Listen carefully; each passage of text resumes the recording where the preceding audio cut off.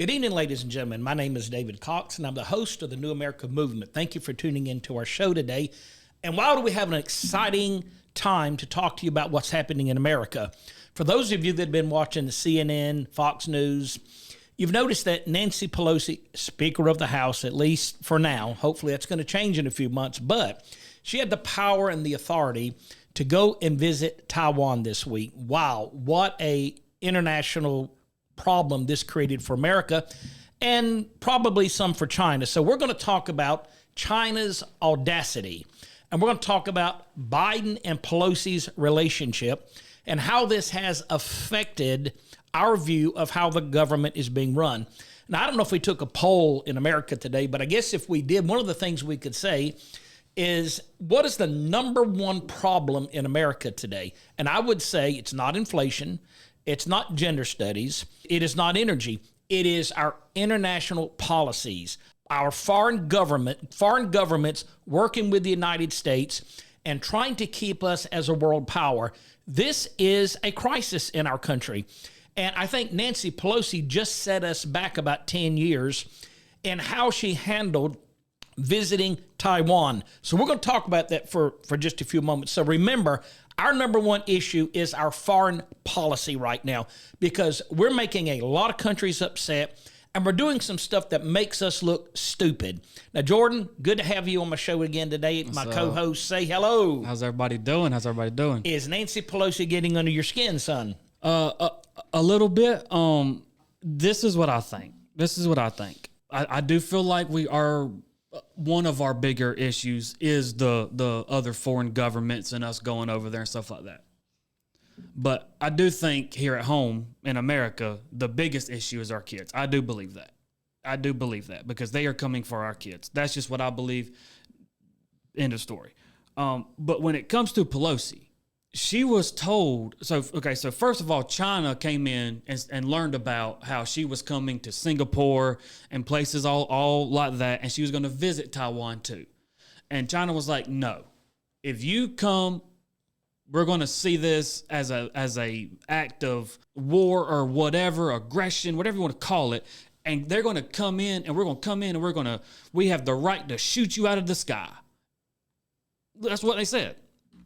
Now, that's a threat to an American official, first of all. So the Biden administration privately tells Nancy Pelosi to not go, but never comes out publicly and tells her to not go. So all of this could have been avoided, I believe, and you let me know what you think, if Biden would have just stood up and publicly said, look, we're not going to have Nancy Pelosi go to Taiwan. Well, it shows me, first of all, that the Biden administration is not in control here, because by what authority would Nancy Pelosi, Speaker of the House, think that she could do this and not get the approval of the president? So what do you think? Well, okay, so I'm glad you brought that up, because this is just what I think. I don't care who's in, first, I don't care who's in power. Let me make this very clear, okay? Whoever's running the country, Democrats or Republicans, here is what I believe. We are all Americans. We have the right to go wherever we want to go. Okay? You for instance, you can't just tell us we can't come in there or we're going to shoot you down. You can't just do that, because then you start a war. But here's the thing about it. The Chinese government sees America right now as a very weak, divided country. And I'm going to break this down. And this is why the Chinese think they can get away with this. Here is Nancy going to Asia to make several stops, Taiwan being one. Right now, we know that's a hot topic for the Chinese. She's going to visit this country, which China says really belongs to our republic. We know it doesn't. They're our greatest ally in that area other than Japan. And Nancy Pelosi takes only Democrats. She didn't take any Republicans, not one. And so you have the Republican Party saying, well, you're doing this on your own. Now, you have a right to do it, but you're also at the same time, you don't have the support of the Republican Party, and you really don't have the support of the president. China sees this as division and weakness. And what is interesting is every time we drop the ball, China is there to pick it up and run with it. And I think just looking at what we're doing as a nation, we seem to be falling apart around the world. The view of America right now is we do not have our act together. And it's never more evidently seen than when you have the Speaker of the House visiting Taiwan. No real big issue to resolve there. She's doing it just because she can. But it provokes China. So China stands up and they're awful emboldened with power now because they're going to take advantage of the situation. And they literally say, we have the power and the right to shoot that plane down. Now, you're talking about a nation, China, threatening the Speaker of the House. Well, that's an act of war.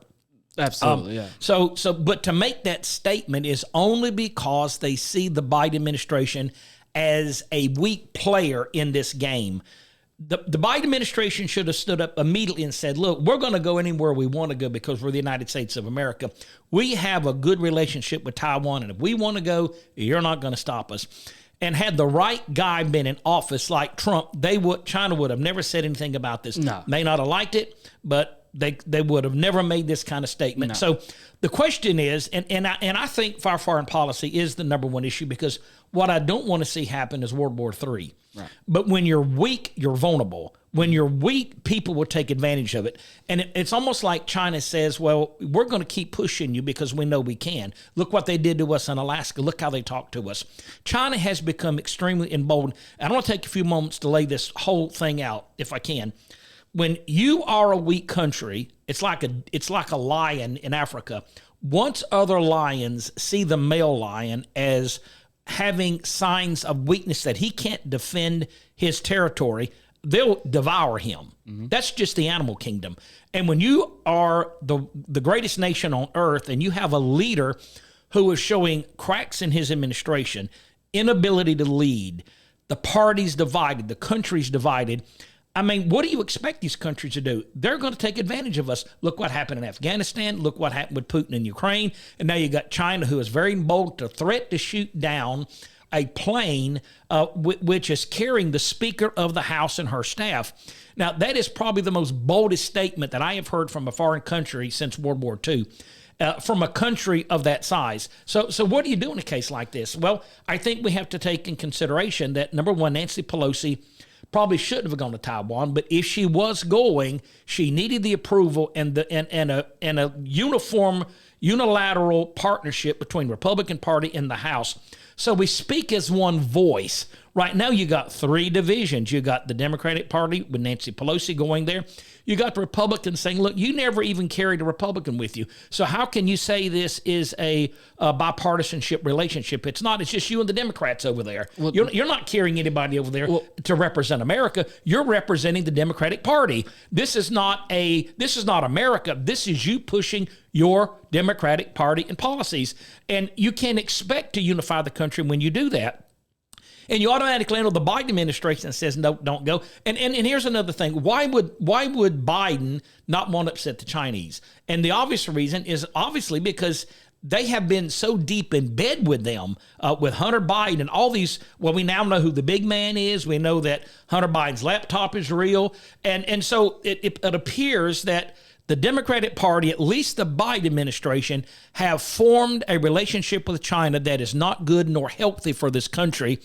And he doesn't want the Chinese pointing anything else out that maybe they have been involved in. Who knows? But it looks bad. I mean, when have we had a presidency so bad that you're scared to stand up in China? A leader like Trump would have said, look, I don't like Nancy Pelosi.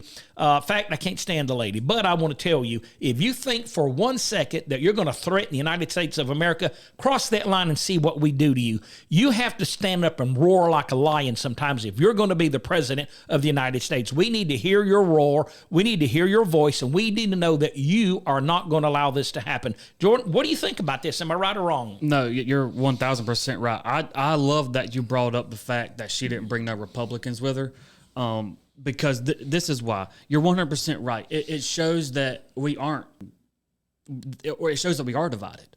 It shows that we aren't together. So whenever you leave and you go to these other countries and you take not one Republican, you ain't got to take, I'm talking you ain't got to take the Republican that you love or that you hate or whatever. You can take the one that you love. You know, like just take a Republican with you. Make it at least look to the world like we are on the same page, even though we're not. But the problem is more and more that this administration does proves to other countries that we are not on the same page. And this invites people like, or countries like China to actually come in and make threats against you. With that in mind, you have a president that should have came out publicly and said, look, first of all, you're not going to threaten an American citizen. You're not going to threaten the Speaker of the House. You're not going to do that. Okay. Second of all, she's coming and she's going to plant her foot down there and you ain't going to do nothing about it. Okay. Now, you don't have to agree with that or whatever. That's just the bottom line. We can go anywhere we want to go. The problem is just like you said, we have weak leaders.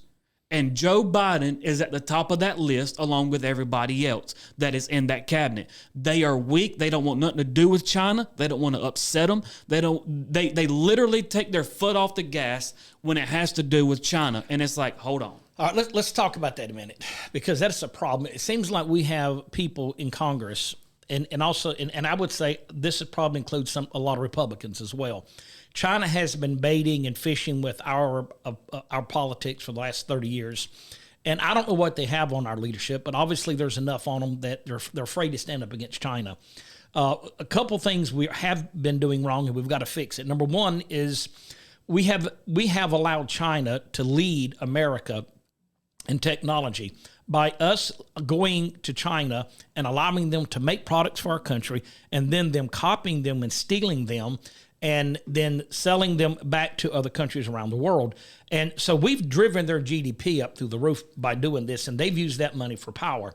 But here's something that I want to say that really bugs me. Before I do, you go ahead and make that statement you want to make. Well, I just wanted to say real fast, China did sanction the Speaker of the House, Pelosi. They actually called it egregious provocation to visit Taiwan. Yeah. Well, they're going to say that. They're going to say that because they have the power to say that. Now, we have emboldened China by doing trade with them. We have depended on them so much to make our products that we have literally put a lot of Americans out of work to push China's agenda. And their GDP is going to pass ours in, I think, 2040? They'll have a stronger economy than our economy, and it's built on American dollars. And this is why we're in that position. If the Republicans and Democrats don't come together and say, stop doing business with China, or at least start weaning ourselves off China, we're going to find ourselves in a military confrontation with them at some point. And that's why I say this is the biggest threat. You cannot keep feeding this wild animal and think that at some point he's not going to get stronger and stronger and provoke you to a war at some point. So I see China as a problem. But here's something, too, that you have to ask yourself the question. China says, I'll shoot down a plane holding the third most powerful person in America, the Speaker of the House. I would say that is almost provocation for us to have made a very strong statement toward China and roar like a lion and let the world know you're not going to get away with that.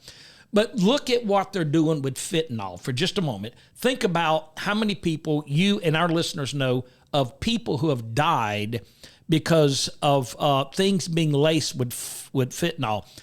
100% of all fentanyl comes from China.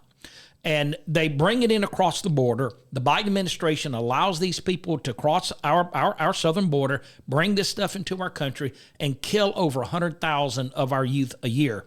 The point I'm making is, when are we as a nation going to stand up to China? When are we as Republicans, Democrats are going to say enough is enough? If you want to hear us roar, keep pushing us, because I believe there's leadership in this country that can definitely say enough is enough. So let me just close with this statement. China threatens America. America backs down. America whines. And we crawl in a corner and say, well, maybe we shouldn't have gone to Taiwan. Maybe we're not as strong as we thought we were, and we don't want to get China upset. Who are we as a nation to back down from another country?